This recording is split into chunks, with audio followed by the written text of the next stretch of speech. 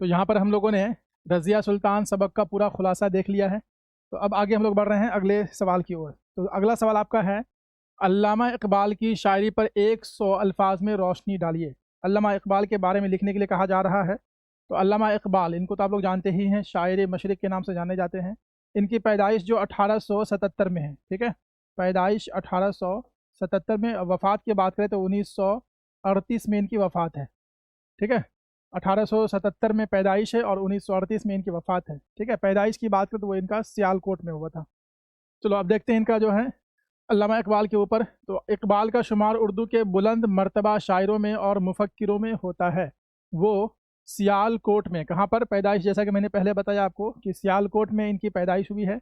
अपने ख़यालात की गहराई और शेरी सलाहियत की वजह से इनका नाम दुनिया भर में मशहूर है।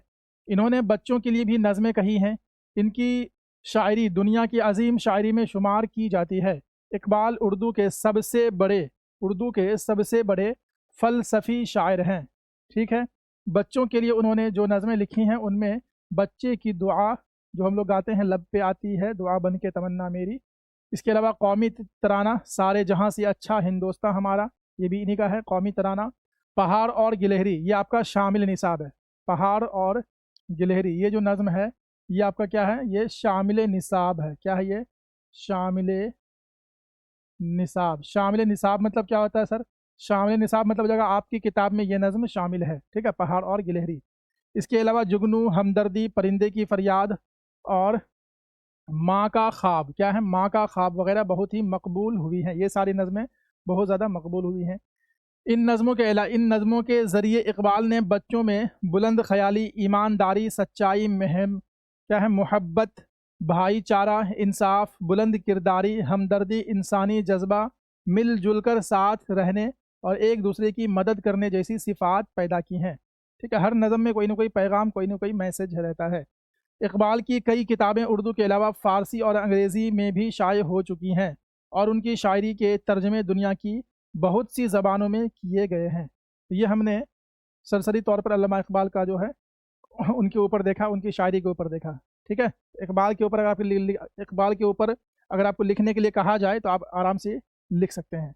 आगे चलेंगे, अगला सवाल आपके सामने है, बहुत ही फेमस है ये और हर बार एग्ज़ाम में ये रहता है, ठीक है। क्या है जी? नज़्म नेकी और बदी में क्या पैगाम दिया गया है? तो नज़्म नेकी और बदी से आपको हर साल सवाल देखने को मिलते हैं और इस बार भी, यानी कल 27 फरवरी को आपको यहाँ से सवाल देखने को मिलेंगे। तो ये आपके लिए बहुत ज़्यादा इंपॉर्टेंट हो जाता है। आइए देखते हैं, इस नज़म में नज़ीर अकबर आबादी ने बताया है, ये नेकी और बदी नज़म है, किसका नज़म है ये? तो नज़ीर अकबर आबादी की नज़म है ये। किसका है? नज़ीर अकबर आबादी, ठीक है, नज़ीर अकबर आबादी, इनका ये लिखा हुआ नज़म है। चलो, तो इस नज़म में नज़ीर अकबर आबादी ने बताया है कि जो लोग नेक काम करते हैं उनके साथ लोग अच्छा सलूक करते हैं, जो नेक काम करेंगे उनके साथ भी अच्छा सलूक किया जाएगा। जो बदी से यानी बुराई से पेश आते हैं उनके साथ भी बुराई होती है, यानी जो जैसा करेगा उसके साथ वैसा ही सलूक किया जाएगा। ये दुनिया अजीब अजीब क्या है ये? मिट गया। ये दुनिया अजीब है, इसको हटा दो। ये दुनिया क्या है? अजीब है। यहाँ जो बोता है वही काटता है, यहाँ पर हम जो बोएंगे वही काटेंगे। यहाँ किसी के साथ नाइंसाफ़ी नहीं होती, ना देर होती है ना अंधेर होता है। नज़ीर ने, ठीक है, नज़ीर ने मुख्तलिफ़ मिसालों से ये बताने की कोशिश की है कि ये दुनिया अच्छों के लिए अच्छों के साथ अच्छी और बुरों के साथ बुरी है। इसीलिए नज़ीर ने नज़्म का उन्वान नेकी और बदी रखा है, यानी दुनिया में नेकी और बदी एक दूसरे के साथ हैं। जिस तरह दिन रात हैं इसी दुनिया में जिस तरह दिन रात हैं इस दुनिया में नेक लोग भी हैं और बुरे भी हैं, अमीर भी हैं, गरीब भी हैं, शरीफ भी हैं और शरीर भी हैं, जालिम भी हैं और मज़लूम भी हैं। जो जैसा करता है, ठीक है, जो जैसा करता है उसे हाथों हाथ उसका बदला मिल जाता है। तो इस दुनिया में हम जैसा अमल करेंगे उसी के मुताबिक हमारे साथ भी सलूक किया जाएगा, ठीक है। तो नज़्म का नाम क्या है? नेकी और बदी। आगे चलेंगे, अगला है सबक बेतकल्लुफ़ी। क्या है ये? सबक बेतकल्लुफ़ी का खुलासा लिखिए, है ना। आपका सेकंड चैप्टर है, कन्हैया लाल कपूर का ये चैप्टर है बेतकल्लुफ़ी। देखो, इस मज़मून में मुसन्निफ़ ने तकल्लुफ़ और बेतकल्लुफ़ी के अच्छे बुरे असरात को दिलचस्प और पुरलतीफ़ अंदाज में बयान किया है।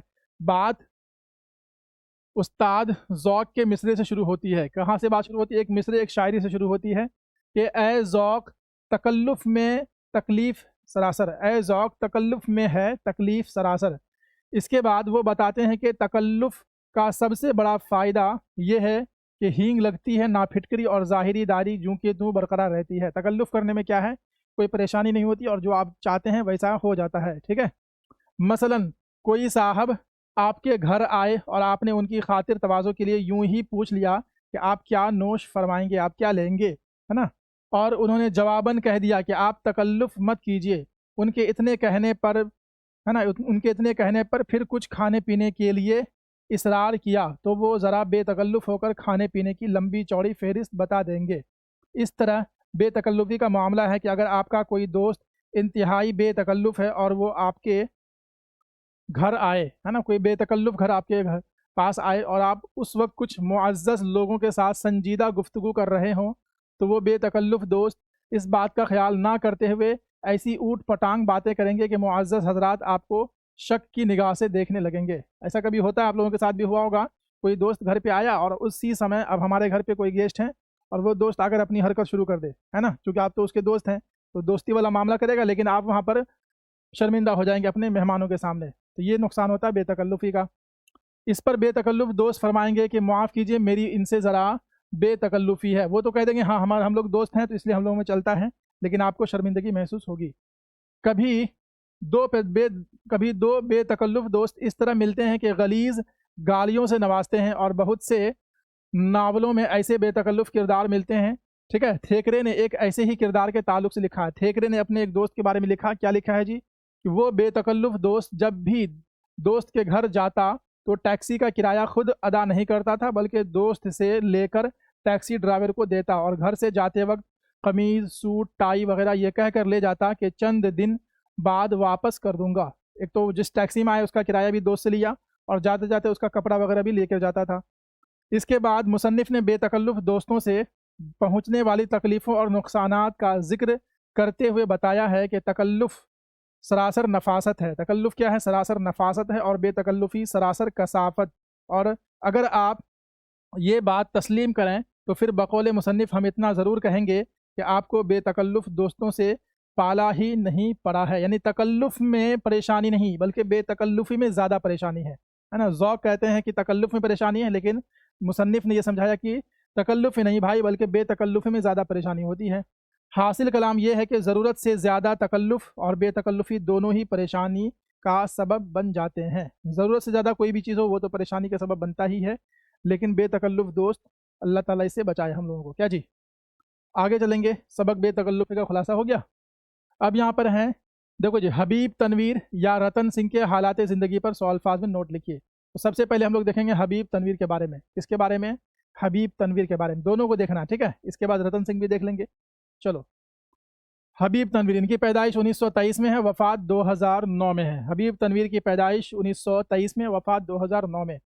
हबीब तनवीर का असल नाम हबीब अहमद ख़ां है, हबीब अहमद ख़ां, और तनवीर उनका तखल्लुस, तखल्लुस बोलते हैं वो छोटा नाम जो शायर अपनी शायरी में इस्तेमाल करता है। अदबी और सकाफ़ती दुनिया में वो हबीब तनवीर के नाम से जाने जाते हैं। नागपुर यूनिवर्सिटी से बीए करने के बाद ऑल इंडिया रेडियो में मुलाजिम हो गए। इब्तिदा में उन्होंने फ़िल्मी गीत और मुकालमे लिखे, फिर कुदसिया ज़ैदी के हिंदुस्तानी थिएटर में शामिल हो गए और लंदन और जर्मनी में ड्रामे की तकनीक पर महारत हासिल की, है ना, ड्रामा नगारी का इन्होंने फ़न सीखा।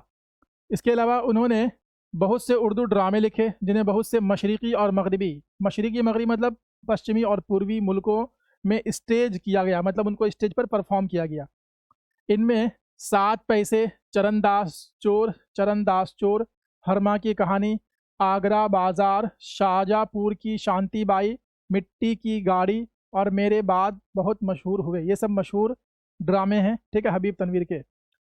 इनका एक बड़ा कारनामा ये भी है कि उन्होंने अपने ड्रामों के ज़रिए छत्तीसगढ़ के लोक कलाकारों को कौमी सतह पर रोशनास कराया। छत्तीसगढ़ के जो छोटे-मोटे कलाकार थे उनको इन्होंने मंच दिया और इस मंच के ज़रिए उन्हें पूरे मुल्क में शोहरत दिलाई, ठीक है? तो छत्तीसगढ़ के कलाकारों को शोहरत हासिल करने का मौका मिला इनके ड्रामों के ज़रिए। हबीब तनवीर को कौमी और बैनुल अक़वामी सतह के कई एज़ाज़ात से नवाजा गया है, कई सारे अवार्ड्स इनको मिले हैं। हुकूमत फ़्रांस ने उनको अपनी सवाने हयात लिखने के लिए स्कॉलरशिप देने का ऐलान किया है। अपनी ज़िंदगी के आखिरी अय्याम तक वो इसे कलमबंद करने में मसरूफ़ थे। अपनी ज़िंदगी का सवाने हयात वो खुद लिख रहे थे। इसके अलावा देखो, हिंदी, बंगाली, मराठी और यूरोप की कई ज़बानों में उनके ड्रामे तर्जमा हो चुके हैं। कई ज़बानों में इनके ड्रामे तर्जमा हुए हैं, हो रहे हैं। ठीक है, तो बहुत मशहूर ड्रामा निगार हैं। हबीब तनवीर क्या है जी? तो ड्रामा निगार हैं। ठीक है, तो ये हबीब तनवीर को देख लिया। अब हम लोग देखेंगे रतन सिंह को। ठीक है, रतन सिंह के बारे में भी जान लेते हैं, अगर एग्जाम में आ जाए लिखने के लिए। ये आपको 5 नंबर वाला सवाल जो है ना, वहाँ पे आएगा। ये 5 नंबरिया सवाल है। ये जितना आपको दे रहे हैं, इंशाल्लाह इसमें से एक भी बाहर नहीं, यहीं से आपको फंस जाएगा। तो सबको आप लोग एक बार अच्छे से पढ़ लीजिएगा। आओ रतन सिंह को देखते हैं। रतन सिंह कस्बा दाऊद, तहसील नारवाल, ज़िला सियालकोट में पैदा हुए, जहाँ के अल्लामा इकबाल की पैदाइश है, सियालकोट। एक मुकामी स्कूल में मैट्रिक तक तालीम पाई। तकसीम वतन के बाद हिंदुस्तान चले आए। 1962 में ऑल इंडिया रेडियो में प्रोग्राम एग्जीक्यूटिव की हैसियत से मुंसलिक हुए। अपनी मुलाजमत के दौरान उन्होंने जालंधर, भोपाल, लखनऊ, जबलपुर और श्रीनगर वगैरह शहरों में क़याम किया। उन्हें शुरू से अफसाना निगारी का शौक़ था। तालिब इल्मी के दौर में कहानियाँ लिखने लगे बतौर अफसाना निगार। ठीक है, उनका नाम बहुत जल्द मशहूर हो गया। एज ए अफसाना निगार वो फेमस हुए हैं। पहली आवाज़ पिंजरे का आदमी, काठ का घोड़ा। ये काठ का घोड़ा जो है, ये आपका शामिल निसाब है। काठ का घोड़ा ये क्या है? ये आपका शामिल निसाब है। काठ का घोड़ा क्या है? ये आपका शामिल निसाब है। ठीक है, और पनागाह उनके अफसानवी मजमूए हैं। इनके 2 नावल दर बदरी और उड़न खटोला और एक तवील सवानेह नज़्म हड बेती उर्दू और पंजाबी में शाये हो चुकी है। वो मुतरज्जिम की हैसियत से भी जाने जाते हैं। तर्जमा निगार, ट्रांसलेटर है ना, अनुवादक के तौर पे भी वो जाने जाते हैं। तो ये हम लोगों ने रतन सिंह को देख लिया। आगे बढ़ते हैं। आगे है काठ का घोड़ा या कारतूस का मरकज़ी ख्याल। लिखिए, तो यहाँ पर मैंने काठ का घोड़ा किसका दिया जी? काठ का घोड़ा, काठ का घोड़ा। इस चैप्टर का हम लोग यहाँ पर खुलासा देखेंगे। अभी जो हम लोगों ने रतन सिंह को पढ़ा, उन्हीं का ये है। ठीक है, काठ का घोड़ा। चलो, उन्हीं का ये कहानी है, काठ का घोड़ा। इसका खुलासा देखेंगे। आओ देखते हैं जल्दी से। सबक का खुलासा। इस वक्त बिंदु खां, बिंदु या बुंदू जो पढ़ सकते हैं ना, किताब में हिंदी वाला जो वो है ना, वहाँ बुंदू लिखा होगा, तो बिंदु बोलो, बुंदू बोलो, कोई दिक्कत नहीं। ज़बरदस्ती पेश तो यहाँ पर है नहीं। तो इस वक्त बिंदु खां बेजान हो रहा था। वो हिलजुल भी नहीं सकता था। बिंदु के ठेले की वजह से अंधेर दियो के तंग बाजार में रास्ता तकरीबन बंद होकर रह गया था। ठेला जो गली है छोटा, सामने ठेला देके ये चुपचाप खड़ा हो गया, मतलब मूर्ति बन के। अब इसके पीछे जो लोग फंसते चले गए और बड़ी लंबी जाम लगती चली गई। ठीक है, बिंदु के ठेले के पीछे कारें, ट्रक, बसें, मोटरसाइकिलें, स्कूटर वगैरह की एक लंबी कतार लग गई। तो ये सारी चीज़ें उसके पीछे जो है लाइन में लगी हुई थी। उन्हीं के दरमियान तांगे और रिक्शे भी फंसे हुए थे। उन गाड़ियों में बड़े बड़े अमीर कबीर लोग, कारखानेदार, कारोबारी, सेठ, दफ्तरों के अफसरान, दुकानदार, फौजी, पुलिस वाले, बाबू, आम आदमी, घर का सामान खरीदने वाली औरतें, स्कूल और कॉलेज के बच्चे, डॉक्टर, नर्स, इंजीनियर सब रुक गए थे। ये सारे लोग पीछे उस जाम में फंसे हुए थे और ये बिंदु बिल्कुल रास्ता बंद किया हुआ खड़ा है। यूं तो वजीर अपनी गाड़ी में बैठा बातें कर रहा था, मगर बार बार घड़ी भी देखता जा रहा था। उसका गैर मुल्की वफ्द से मिलने का वक्त करीब आता जा रहा था, है ना। एक वजीर साहब भी पीछे फंसे हुए, जिसको किसी गैर मुल्की दोस्त से मिलना था, और वो वक्त भी निकलता जा रहा है। उसका ड्राइवर भी खासा परेशान हो रहा था। जो लोग वजीर से बातें कर रहे थे वो खुश थे कि उन्हें वजीर से इतनी देर बात करने और अपने मसला रखने का पूरा मौका मिल गया। जो लोग बात कर रहे हैं उनसे मज़ा है कि भले टाइम हम लोगों को गुजर रहा है और यहाँ पे बात कर रहे हैं। ठीक है, लेकिन वजीर साहब परेशान हो रहे हैं कि उनका वक्त निकलता जा रहा, उन्हें किसी से मिलने जाना था। इधर कारखानेदार, कारोबारी, सेठ भी बार बार अपनी गाड़ियों की गद्दियों पर पहलू बदल रहे थे। उनकी निगाहों में लाखों का घाटा घूम रहा था। रेलवे ड्राइवर भी खासा परेशान था। वो अपनी साइकिल का अगला पहिया उठा कर पटक रहा था। उसे गाड़ी लेकर जाना था। अब ये ड्राइवर साहब यहाँ फंसे हुए हैं, ट्रेन के ड्राइवर हैं, और ट्रेन लेकर इनको जाना था, है ना, और वो लेट हो गया था। इधर एक फौजी बार बार अपनी मोटरसाइकिल का हॉर्न बजा रहा था। उसे डर था कि लेट होने पर कमांडेंट ऑफिसर भारी वजन लदवाकर, है ना, जो अक्सर फौजियों के साथ होता है, लेट होने पर रोड मार्च करवाया जाएगा, फिर उनको पनिशमेंट मिलेगी। आगे देखो फिर। लेकिन बिंदु इन सब बातों से बेनियाज था। इसको कुछ फ़र्क नहीं पड़ रहा कि पीछे क्या हो रहा है ना, और रास्ता रोक के बीच में ये खड़ा है। आज इसमें इतनी ताकत नहीं थी कि उसके ठेले को आगे बढ़ा सके। उसे बचपन में ख़रीदा हुआ काठ का घोड़ा याद आ रहा था, जो दूसरे बच्चों के खिलौनों के सामने बिल्कुल हकीर था, वो ना वो अपनी ही किसी कहानी में खोया हुआ है। उसके साथ के साथ ही कहाँ से कहाँ पहुँच गई, लेकिन किस्मत ने उसे भी काठ का घोड़ा ही बना डाला। वो अपनी ज़िंदगी को लेके फ़िक्रमंद है कि हम जहाँ कर थे वहीं पे आज भी खड़े हैं, मेरे दोस्त लोग हमसे कितनी आगे निकल गए। आई चुट्टी वाला चुपचाप खड़ा है, इसके पीछे जो लोग जाम में फंसे हुए हैं। बेबस लाचार बिंदु ठेले वाला अपने बेटे चंदू को पढ़ा भी ना सका। इसके दिल में ये आया कि ठेला पहले ही सड़क नहीं रहा था, क्यों ना उसे छोड़कर अलग खड़ा हो जाए। रह रह रह रहकर उसके दिल में ये ख्याल उठ रहे थे कि एक दिन चंदू को भी यही सब कुछ करना पड़ेगा। उसके लिए एक एक कदम बढ़ाना भी दुश्वार हो रहा था। अब ये अपना बेटे के बारे में सोच रहा है कि जिस तरह हम ठेला खींच रहे हैं, कहीं मेरा बेटा भी जो पढ़ने लिखने में तो है नहीं, पढ़ाई छूट चुकी है, मेरी तरह वो भी कहीं ठेला ना ही खींचता रह जाए। ठीक है, लेकिन उसके पीछे जो लोग जाम में फंसे थे बार बार हॉर्न बजाकर अपने गुस्से का इजहार कर रहे थे। लेकिन बिंदु एक जगह खड़ा था, वो आगे बढ़े, उसके पाँव में हरकत आए तो ज़िंदगी आगे बढ़े। ये चोट्टी वाला आगे बढ़ता, कुछ हरकत करता, तब ना लोग निकलते। ये चुपचाप वहाँ पे खड़े होकर सोच में डूबा हुआ है। ये है काठ का घोड़ा कहानी का खुलासा। आगे चलेंगे। नज़ीर अकबर आबादी या गालिब के हालात ज़िंदगी, है ना, या उनकी शायरी पर 100 अल्फाज पर मुश्तमिल नोट लिखिए। तो सबसे पहले हम लोग देखेंगे नज़ीर अकबर आबादी। किसको देखेंगे? नज़ीर अकबर आबादी को। पैदाइश इनकी है 1740 में, वफ़ात 1830 में। 1740 में पैदाइश है और 1830 में इनकी वफ़ात है। नज़ीर अकबर आबादी का पूरा नाम वली मोहम्मद था। इनका असल नाम क्या है जी? वली मोहम्मद। वो दिल्ली में पैदा हुए, अपने ख़ानदान के साथ आगरे में आकर बस गए। कहाँ बस गए थे? आगरा में। नज़ीर अवामी शायर हैं। नज़ीर अकबर आबादी कैसे शायर हैं जी? अवामी शायर हैं। कैसे शायर हैं ये? अवामी शायर हैं। कैसे शायर हैं? अवामी। ठीक है, नज़ीर अकबर आबादी किस तरह के शायर हैं? तो बोलेंगे अवामी शायर हैं। चलो, ये सभी सवाल रहता है। उनकी शायरी में हिंदुस्तानी माहौल की अक्कासी की गई है। उन्होंने यहाँ के मौसमों, मेलों, त्योहारों और इंसानी ज़िंदगी के मुख्तलिफ़ पहलुओं पर बहुत सी नज़में लिखी हैं। सामने के मौज़ूआत को सीधी सादी ज़बान में बयान करना नज़ीर की बहुत बड़ी खूबी है। उनके पास अल्फाज का गैर मामूली ज़ख़ीरा है। वो मौक़े और मौज़ूआत के एतबार से मुनासिब अल्फाज का इस्तेमाल करते हैं। उनके कलाम में ताअस्सुर बहुत है ना, असर बहुत ज़्यादा है। रोटियाँ, बंजारा नामा, मुफलिसी, होली, आदमी नामा और कृष्ण कन्हैया का बालपन वगैरह उनकी मशहूर नज़में हैं। इसी तरह हिंदुस्तान के मुख्तलिफ मौसमों, फलों और शख्सियतों पर नज़ीर की नज़में भी अपनी ख़ास पहचान रखती हैं। वो उर्दू के मारूफ शायर हैं। उर्दू के क्या हैं? बहुत ही मशहूर शायर हैं। आगे हम लोग देखेंगे गालिब। अब ये गालिब आपके लिए बहुत ही ज़्यादा इंपॉर्टेंट होता है ना। गालिब पर आपको कई सारे सवालात देखने को मिलेंगे कई सेक्शन में। ठीक है, सिर्फ ये 5 नंबर वाले सेक्शन में नहीं, बल्कि इसके अलावा भी काफ़ी सवालात रहते हैं। इसको आप लोग बहुत ध्यान से पढ़ना और उसको लिख भी लेना। ठीक है, सवाल क्या रहता है? तो मिर्ज़ा गालिब के हालात ज़िंदगी पर एक मुख्तसर नोट लिखे या उनकी शायरी पर 100 अल्फाज में नोट लिखे, इस तरह से रहेगा। पैदाइश इनकी 1797 में है, वफ़ात 1869 में। पैदाइश इनकी है आगरा में, ठीक है, जो उनका ननिहाल था। वफ़ात इनका है दिल्ली में। 1797 आगरा में पैदाइश है, 1869 दिल्ली में गालिब की वफ़ात है। मिर्ज़ा असदुल्ला ख़ां गालिब, पूरा नाम क्या है? मिर्ज़ा असदुल्ला ख़ां। ठीक है, गालिब इनका तखल्लुस है। इनकी विलादत यानी पैदाइश आगरे में हुई है। अभी वो बच्चे ही थे कि वालिद का इंतकाल हो गया। उनके चचा नसरुल्ला बेग ने उनकी परवरिश की। शादी के बाद गालिब दिल्ली आ गए। यहाँ के इल्मी और अदबी माहौल में उनके शेरी ज़ौक़ की तरबियत हुई ना। दिल्ली में ही इनको शायरी कहने का जो ज़ौक़ पैदा हुआ। बहुत जल्द उन्होंने अपनी अलग पहचान बना ली और आला अदबी मुकाम हासिल कर लिया। गालिब नज़्म और नस्र दोनों पर यकसां कुदरत रखते थे।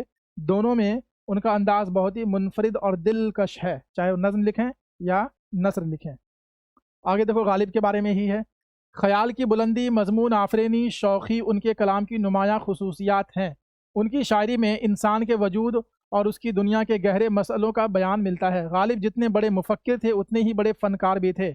अपने कलाम की वुसअत के साथ साथ गालिब अपनी सन्नाई और अपनी तब्बाई के लिए भी हमेशा याद रखे जाएंगे। सबसे बड़ी बात यह है कि गालिब ने जो बुलंद मर्तबा शायरी में हासिल किया, वही मर्तबा उनकी नस्र को भी हासिल है ना। कहाँ क्या बोलते हैं, हिस्सा नस्र में यानी कि प्रोज सेक्शन में भी वही इनको मुकाम हासिल है जो इनको पोइट्री यानी शायरी में हासिल है। दीवान गालिब में बमुश्किल 2000 अशार हैं, लेकिन गालिब हिंदुस्तानी ही नहीं बल्कि दुनिया के बड़े शायरों में शुमार किए जाते हैं। उनके खतूत के मजमूए उर्दू मुअल्ला और ऊद हिंदी के नाम से शाये हो चुके हैं। उर्दू में सबसे पहले गालिब ने ही ख़त लिखना शुरू किया ना। कुल 900 ख़त इन्होंने लिखा है। कुल कितना ख़त लिखा है जी? 900। गालिब ने कुल 900 ख़त लिखा है। 900। और इस 900 खतूत के 2 मजमूए शाये हुए। एक का नाम है उर्दू मुअल्ला और दूसरा का नाम है ऊद हिंदी। उर्दू मुअल्ला, ऊद हिंदी, ये दोनों क्या है? खतूत का मजमुआ है। ठीक है, तो ये हम लोगों ने मिर्ज़ा गालिब को देख लिया। आगे बढ़ते हैं। आगे है मुंशी प्रेमचंद। कौन है? मुंशी प्रेमचंद के हालात ज़िंदगी पर लिखिए। मुंशी प्रेमचंद कई बार इसके पर भी आता है। देखो, मुंशी प्रेमचंद जो हैं 1880 में इनकी पैदाइश है, 1936 में वफ़ात है। 1880 में पैदाइश है, 1936 में वफ़ात है। प्रेमचंद की पैदाइश बनारस के गांव लम्ही में हुई। उनका असल नाम है धनपत राय। इनका असल नाम क्या है सर? धनपत राय। असल नाम इनका है धनपत राय। ठीक है, उनकी इब्तदाई तालीम गांव के मदरसे में हुई। मैट्रिक पास करने के बाद 1899 में 1899 में बनारस के करीब चुनारगढ़ के एक मिशन स्कूल में असिस्टेंट मास्टर की हैसियत से मुलाजिम हुए। 1905 में कानपुर के ज़िला स्कूल में उस्ताद की हैसियत से इनका तकर्रुर हुआ, यानी कि टीचर बने स्कूल के। प्रेमचंद को लिखने का शौक़ बचपन से था। उन्होंने ज़िंदगी के दुख दर्द को करीब से देखा और महसूस किया। यही वजह है कि ज़िंदगी के मसाइल पर उनकी तहरीरों का मौजू बन गए, है ना। यही वजह क्या है कि ज़िंदगी के मसाइल पर उनकी तहरीरों का मौजू बन गया है। इनकी ज़बान बहुत सादा और सलीस थी। उनके बेशतर नावल और अफसाने देहाती ज़िंदगी से ताल्लुक़ रखते हैं। अफसानों में जो कहानियाँ हैं वो देहाती कहानियाँ ज़्यादा हैं। प्रेमचंद ने तकरीबन 1 दर्जन नावल, 300 से ज़्यादा अफसाने लिखे। उनका शुमार उर्दू के अहम तरीन नावल निगार और अफसाना निगारों में होता है। निर्मला, बेवा, मैदान अमल, बाजार हुस्न, गौदान उनके मशहूर नावल के नाम हैं। तो ये हमने मुंशी प्रेमचंद के बारे में जाना। आगे देखो, अब इस्माइल मीरठी, किसके बारे में जानेंगे हम लोग? इस्माइल मीरठी के बारे में। पैदाइश इनका 1844 में है, वफ़ात 1917 में। 1844 में इनकी पैदाइश है और 1917 में इनकी वफ़ात है। ठीक है, 1844 1917। अब देखो, मोहम्मद इस्माइल मीरठी की पैदाइश मेरठ में, नाम में ही है मीरठी, तो मेरठ में पैदाइश है 1844 में। उन्हें बचपन से पढ़ने लिखने का शौक़ था। अपने शौक़ और मोहब्बत से उन्होंने बड़ी तरक्की की। कम मोहब्बत नहीं, मेहनत। अपनी शौक़ और मेहनत, तो बा का नुक्ता नीचे से ऊपर कर दो, है ना। ये चुट्टी वाला नुक्ता नीचे आ गया है। नुक्ता नीचे तो मोहब्बत है, ऊपर तो मेहनत। क्या बात। कम उम्र में मुलाजिम हो गए। इल्म अदब की दुनिया में नाम पैदा किया। उर्दू और फ़ारसी के उस्ताद की हैसियत से उन्होंने बच्चों की नफ्सियात, ज़ौक़ व शौक़, दिलचस्पी, पसंद और नापसंद का जायज़ा लिया। इन्हीं तजुर्बात की मदद से उन्होंने बच्चों के लिए नज़में लिखीं और उर्दू की दरसी किताबें तैयार की। ये किताबें हर ज़माने में मकबूल हुई और आज भी शौक़ से पढ़ी जाती हैं।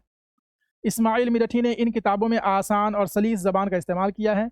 बच्चों के मिजाज और उनकी ज़हनी ज़रूरतों का ख़ास ख्याल रखा है। इन किताबों की अहमियत आज भी मुसल्लम है। छोटी छोटी बातों से बड़े नताइज पैदा करना इस्माइल मीरठी का ख़ास अंदाज़ है। बिलाशुबा आज भी बच्चों के सबसे पसंदीदा और अहम अदीब माने जाते हैं इस्माइल मीरठी। ठीक है, तो ये हमने इस्माइल मीरठी के बारे में जाना। अब आगे हैं साहिर लुधियानवी। कौन है? साहिर लुधियानवी। इनको भी देख लीजिए। ठीक है, 5 नंबर वाले सवाल में ये भी आपको देखने को मिल सकता है। पैदाइश इनकी है 1921 में और वफ़ात इनका है 1980 में। ठीक है, पैदाइश 1921, वफ़ात है 1980 में। 1921 में पैदाइश है, 1980 में इनका वफ़ात है। साहिर लुधियानवी। साहिर का असली नाम है अब्दुल है। इनका असल नाम क्या है? अब्दुल है। क्या नाम इनका असल नाम? अब्दुल है। ठीक है, वो साहिर लुधियानवी के नाम से मशहूर हुए हैं। लुधियाना पंजाब में पैदाइश है। ज़माने तालिब इल्मी से ही शेर कहने लगे थे। ठीक है, 1936 में तक़सीम मुल्क के बाद दिल्ली चले आए। फिर तलाश मुआश में मुंबई पहुँचे, जहाँ उन्होंने फ़िल्मों के लिए गीत लिखे। साहिर ने अपनी शायरी से हिंदुस्तानी फ़िल्मों में गानों के मेयार को बहुत बुलंद किया। अपने ज़माने के वो सबसे मशहूर गीतकार थे। उनके फ़िल्मी गीतों में उनकी शायरी की तमाम खूबियाँ मौजूद हैं। अवाम के दुख दर्द का एहसास, माहौल की कशमकश का असर उनकी गीतों में नुमायाँ है। तलखियाँ उनकी शायरी का पहला मजमुआ है। पहला शेरी मजमुआ क्या है? तलखियाँ। इसके बहुत से एडिशन शाये हुए। आओ के कोई ख्वाब बुने भी उनकी शायरी का मारूफ मजमुआ है। गाता जाए बंजारा में साहिर के फ़िल्मी गीत यकजा कर दिए गए हैं। गाता जाए बंजारा ये किताब जो है, इसमें सिर्फ साहिर लुधियानवी की फ़िल्मी गीतें शामिल हैं, है ना। फ़िल्मों के गीतों का मजमुआ का नाम है गाता जाए बंजारा। साहिर की परछाइयाँ उर्दू की तवील नज़मों में एक ख़ास हैसियत रखती हैं। परछाइयाँ ये भी एक नज़मों की किताब है, बहुत ही मशहूर किताब है। तो यहाँ पर हमने साहिर लुधियानवी के बारे में जाना। किसके बारे में? साहिर लुधियानवी के बारे में। तो ये 5 दूना 10 नंबर का जो सेक्शन था, जो राइटर आपको दिया गया, जो भी सबक का खुलासा दिया गया, यहाँ से आपको 10 नंबर बन जाएंगे। ठीक है, अब आते हैं ख़त और दरख्वास्त। क्या है जी, ख़त लिखेंगे या फिर दरख्वास्त लिखेंगे, ये आपका 5 नंबर का सेक्शन है। चाहे तो ख़त लिखने के लिए कहा जाए या दरख्वास्त, या दोनों ऑप्शन रहेगा, कोई एक आपको लिखना होता है। ठीक है, तो ख़त और दरख्वास्त देखेंगे। ख़त और दरख्वास्त क्या होता है जी, ख़त मतलब लेटर, ख़त हम लोग बोलते हैं लेटर को। ठीक है, ख़त मतलब क्या हो जाएगा, लेटर, जिसको हम लोग बोलते हैं पत्र, हिंदी में क्या बोलते हैं इसको, पत्र बोलते हैं। दरख्वास्त मतलब एप्लीकेशन, दरख्वास्त मतलब क्या हो जाएगा, एप्लीकेशन। ठीक है, इसको हम लोग हिंदी में आवेदन पत्र कहते हैं, हिंदी में आवेदन पत्र कहते हैं। ठीक है, तो दोनों को देख लेते हैं एक बार। इसमें बेसिकली इसमें सिर्फ फॉर्मेट है, फॉर्मेट आपको कवर करना है। ठीक है, इसमें क्या देखना है, ज़्यादा कुछ नहीं, बस खाली फॉर्मेट को कवर करना है, फॉर्मेट से आपका काम चल जाएगा। इसमें बस आपको फॉर्मेट कवर करना होता है। खत जो है, खत ये हम लोग किसको लिखते हैं, तो वालिद साहब के नाम लिखेंगे। ज़्यादातर तो वालिद साहब के नाम ही आता है, वालिद साहब के नाम लिखेंगे, या कभी कभी बड़े भाई को भी लिखने के लिए कहेगा, है ना। वालिदा यानी माँ के नाम भी लिखने के लिए आ सकता है। तो इस तरह के आते हैं। अब यहाँ पर आपको ख़त का कुछ नमूना दिखा देते हैं, फॉर्मेट आप देख लीजिए। ठीक है, ताकि आपको समझ में आ जाए। चलो जी, देखो यहाँ पर एक ख़त मैंने लिया है। अपने वालिद साहब को एक ख़त लिखो जो इम्तिहान की तैयारी के सिलसिले में हो। इम्तिहान की तैयारी के सिलसिले में अपने वालिद साहब को एक ख़त लिखना है। आइए, ये है पूरा ख़त का फॉर्मेट, देख लीजिए अच्छे से। इसको आप लोग लिख करके प्रैक्टिस कर लीजिएगा। ठीक है, कुछ भी आए, बल फॉर्मेट यही रहता है, फॉर्मेट नहीं चेंज होता, बस मजमून चेंज होगा। तो जो भी मजमून मिले आपको उसके हिसाब से मैनेज कर लेना है। आओ शुरू करते हैं। सबसे पहले लिखेंगे जहाँ से हम खत लिखते हैं वहाँ का जगह का नाम, तो अज़ इम्तिहान गाह, इम्तिहान एग्जामिनेशन हॉल से लिखेंगे, तो अज़ इम्तिहान गाह। फिर तारीख की बात आएगी तो मोरखा 18 अप्रैल 2023, आप लोग 27 फरवरी 2025 लिख लेंगे, है ना, कुछ भी लिख सकते हैं। किसको लिखेंगे, वालिद साहब को, तो अब्बा जान, मेरे प्यारे अब्बू जान, जनाब वालिद साहब, कुछ भी यहाँ लिख सकते हैं। ठीक है, अब्बा जान है, आप यहाँ चाहे तो जनाब वालिद साहब भी लिख सकते हैं। ठीक है, जनाब वालिद साहब।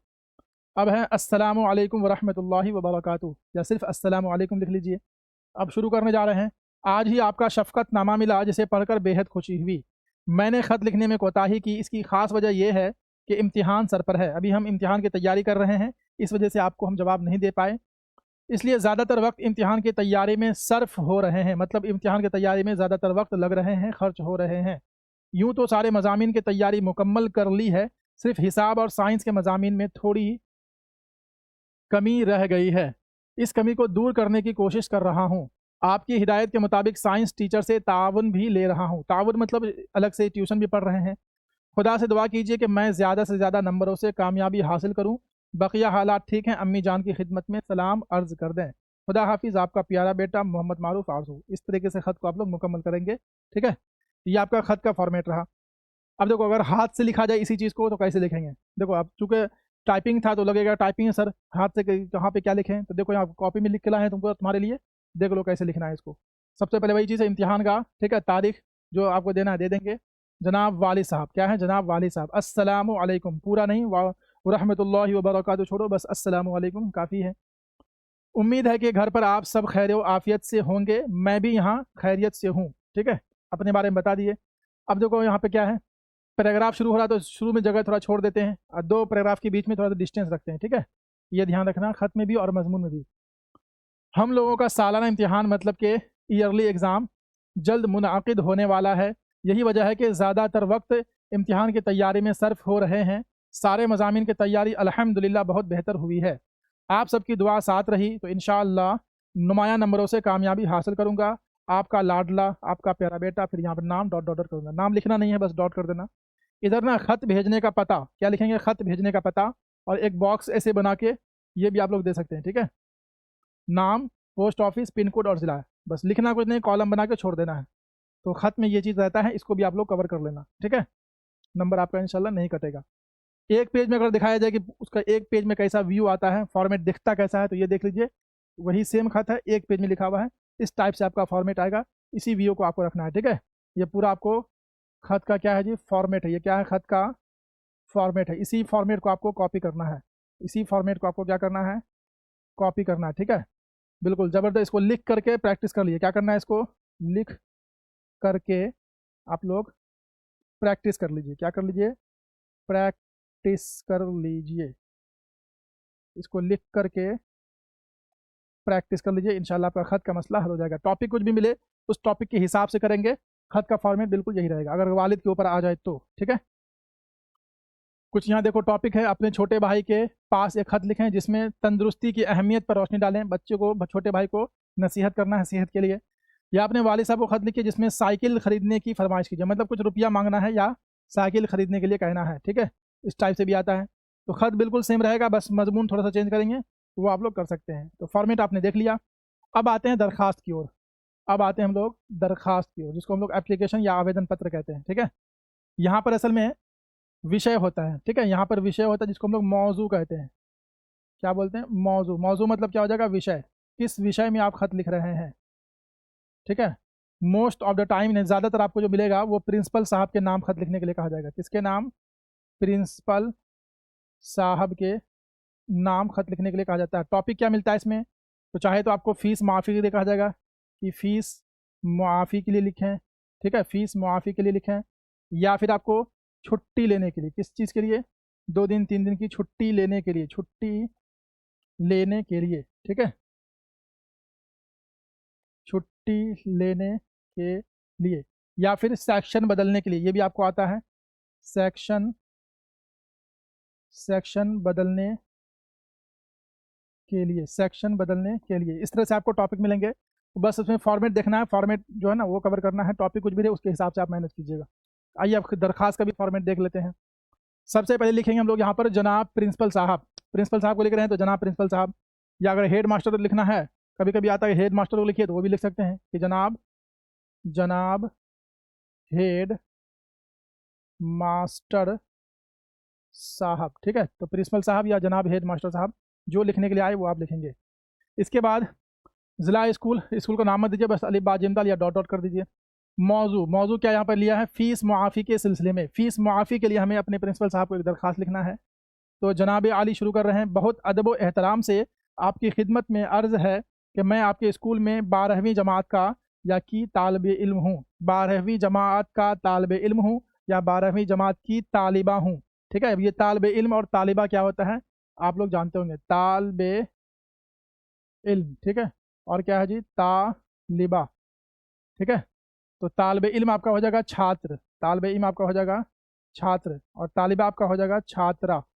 ठीक है, लड़की है तो तालिबा लिखेंगी, लड़का है तो तालिब इल्म लिखेगा। ठीक है, इसका ध्यान रखना। और रोज़ाना पाबंदी से स्कूल आता हूँ या आती हूँ, अपने हिसाब से आप लोग मैनेज कीजिएगा। लिखना ज़रूरी है ना। आप खत क्यों लिख रहे हैं, ये दरख्वास्त क्यों लिख रहे हैं? तो लिखना ज़रूरी ये है कि मेरे वालिद साहब पेशे से प्राइवेट स्कूल टीचर हैं, जिसकी वजह से उनकी आमदनी बहुत कम है। बड़ी मुश्किल से हमारे घर के अखराजात पूरे होते हैं, घर के खर्चे बड़ी मुश्किल से पूरे हो रहे हैं। इसलिए आप हुजूर वाला से गुजारिश है कि मेरी बची हुई फ़ीस को माफ़ फरमाकर शुक्रिया का मौका इनायत फरमाएँ, है ना। मेरी बची हुई फ़ीस को माफ़ फरमा दें। आपका फरमा बरदार शागिर्द, या लड़की है तो शागिर्दा, नाम, दर्जा, रोल नंबर, तारीख, ये लिख देंगे। ठीक है, लिखना कुछ नहीं, बस डॉट डॉट करना, कॉलम बनता है सिर्फ। नाम का दर्जा मतलब क्लासरूम, रोल नंबर और तारीख। तारीख इधर भी लिख सकते हैं या पेज को उस तरफ भी लिख सकते हैं, आप दोनों तरफ लिख सकते हैं, कोई दिक्कत नहीं। इस तरीके से हम लोग दरख्वास्त लिखते हैं। तो देखो एक पेज में पूरा दरख्वास्त कैसा दिखेगा ये देख लो, है ना। यहाँ पर टॉपिक मैंने लिया है 2 दिन की छुट्टी के सिलसिले में। यहाँ पर क्या मौजू? 2 दिन की छुट्टी के सिलसिले में जनाब प्रिंसिपल साहब जिला स्कूल पूर्णिया, या डॉट डॉट कर देना। मौजू 2 दिन की छुट्टी के सिलसिले में जनाब आली, मैं आपके स्कूल के 10वीं जमात का तालिब इल्म हूँ या तालिबा हूँ, 10वीं जमात 10th क्लास, और हर इम्तिहान में नुमाया नंबरों से कामयाबी हासिल करता हूँ या करती हूँ।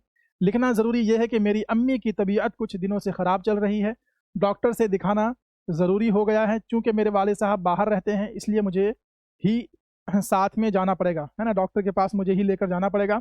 इसलिए आप हुजूर वाला से दरख्वास्त है कि मुझे 2 दिन की छुट्टी मरहमत फरमाएँ। इसके लिए मैं आपका हमेशा शुक्रगुज़ार रहूँगा या रहूँगी। आपका फरमा बरदार शागिर्द या शागिर्दा, नाम, दर्जा, रोल नंबर, तारीख। इस तरीके से पूरे दरख्वास्त के फॉर्मेट को आप कवर करेंगे। ठीक है, तो ये वाली PDF आपको दे देते हैं क्लास के बाद। इस वीडियो के ही नीचे डिस्क्रिप्शन में है ना व्हाट्सअप और टेलीग्राम का जो लिंक है, वहाँ से ज्वाइन हो जाइए, वहाँ पर PDF आपको मिल जाएगी। इसको लेकर, इसको देख के बढ़िया से लिख करके प्रैक्टिस कर लीजिएगा। इंशाल्लाह आपका ये खत और दरख्वास्त जो भी लिखेंगे आप, पूरा नंबर आपको मिलेगा। आगे बढ़ा जाए, एक और देख लो, सेक्शन बदलने के लिए प्रिंसिपल साहब के नाम दरख्वास्त। ये भी काफ़ी आता है आपके एग्जाम में। तो बखिदमत जनाब प्रिंसिपल साहब, Anglo Arabic senior secondary school, Ajmeri Nagar, Ajmeri Gate, Delhi. इस तरह से लिख सकते हैं, है ना। हालांकि नाम मत देना, बस वो कर देना, Anglo Arabic senior secondary school dot dot dot, हो गया, नाम मत देना कुछ। जनाब आली, गुजारिश ये है कि मैं आपके स्कूल में 9वीं जमात या 10वीं जमात सेक्शन बी में पढ़ता हूँ। मैं अपना सेक्शन तब्दील करवाना चाहता हूँ। इसकी वजह यह है कि सेक्शन बी के बेशतर तलबा इंतहाई शरारती हैं, उनका पढ़ने में दिल नहीं लगता, होमवर्क भी नहीं करते। हमारे क्लास टीचर उन्हें समझाते हैं, सख्ती भी करते हैं, मगर ये अपनी हरकतों से बाज नहीं आते। मुझे ये सब अच्छा नहीं लगता, इसलिए चाहती हूँ कि मेरा सेक्शन बदल दिया जाए।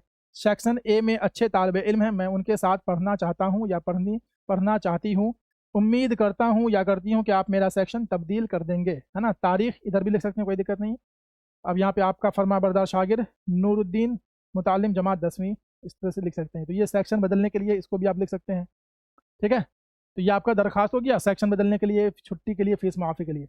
अब है आपका मजमून, जो कि सबसे ज़्यादा नंबर, मतलब कि 10 नंबर का ये क्वेश्चन आता है। मजमून जो आप लिखेंगे वो 10 नंबर के लिखेंगे, ठीक है।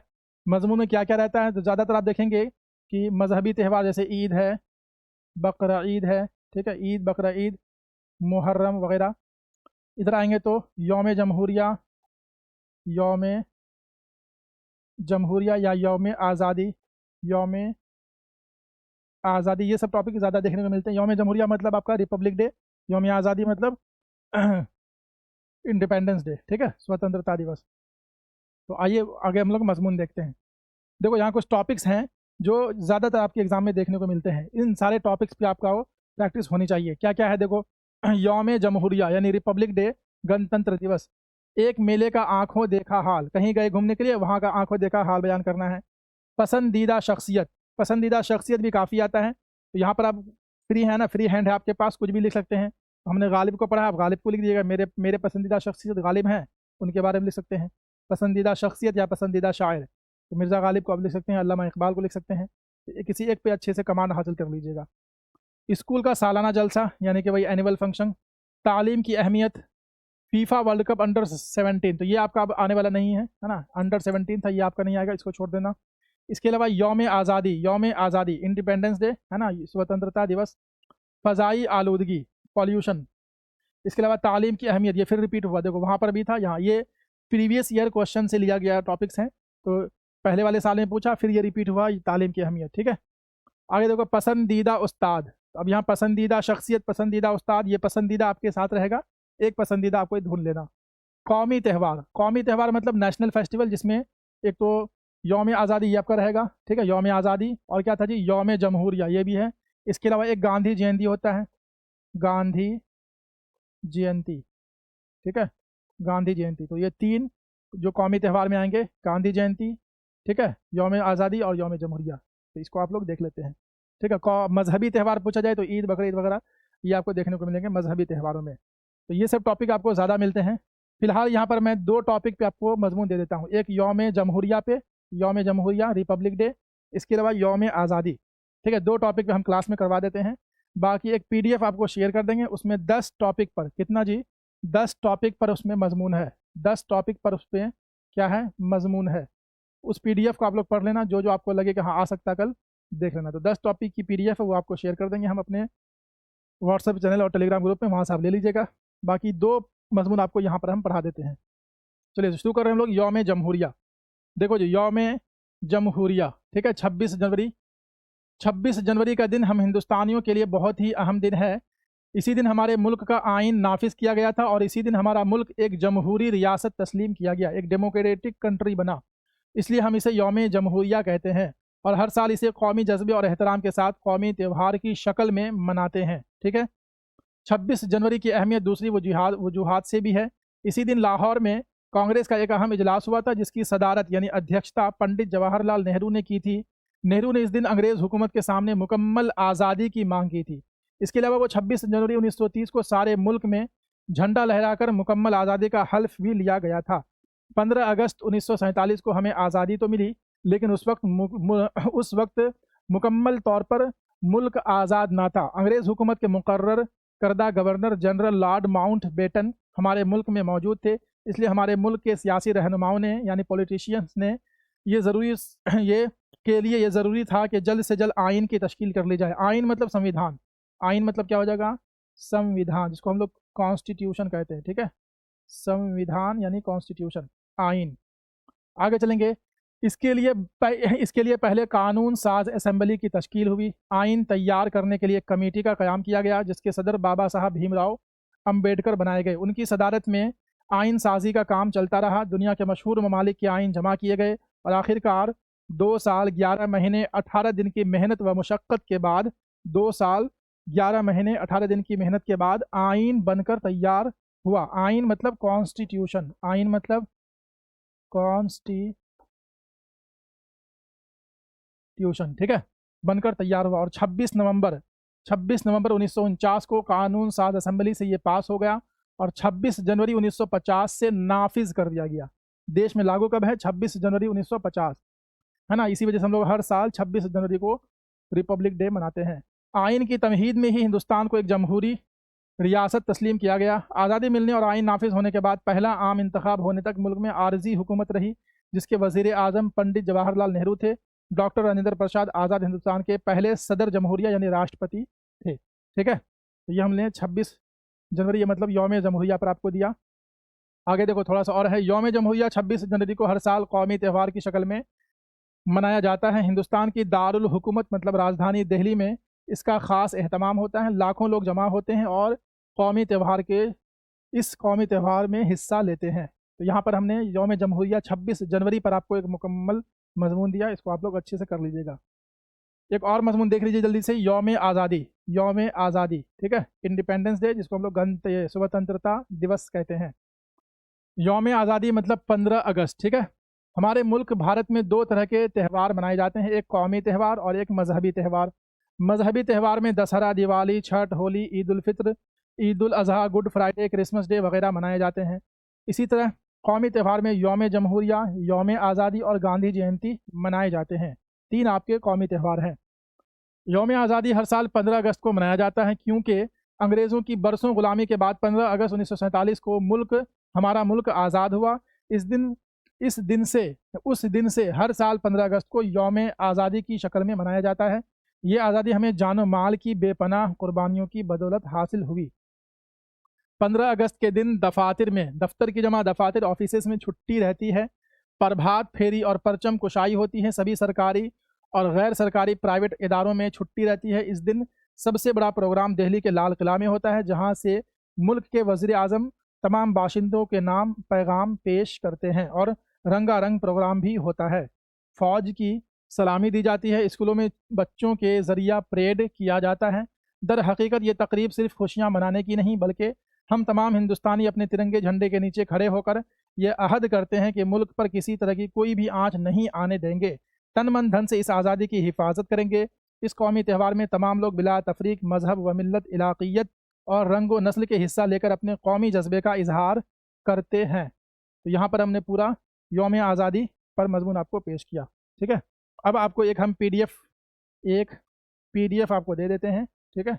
2 मजमून आपको हमने दे दिया है, इसके अलावा एक पीडीएफ आपको हम दे देते हैं। क्या देंगे जी? एक पीडीएफ आपको दे देते हैं। इस